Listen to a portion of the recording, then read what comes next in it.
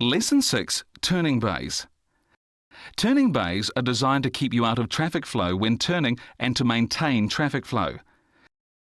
As you can see from these pictures, they come in a variety of different designs. Look at this first one. It is a right turning bay with the familiar white diagonal lines. The next one is a left turning bay, and this one, a right turning bay incorporated with a flush median. And finally this one, a right turning bay situated as part of the island in the centre of the road. But no matter how different they may look, there is only one correct way to enter the turning bay, and that is, enter them early. Here's an example. The blue car is about to turn right. It moves across the diagonal lines early, allowing the time and space to reduce speed. You can see traffic behind proceeds uninterrupted.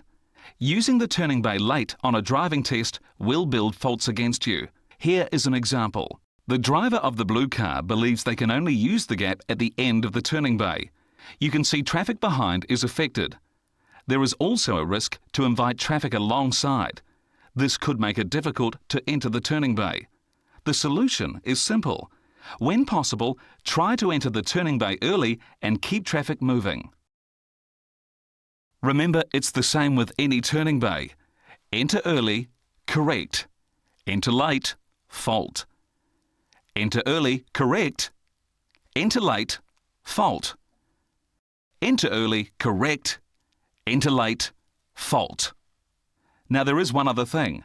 If you do happen to go in late on a turning bay, look over your shoulder for traffic beside you before you move across.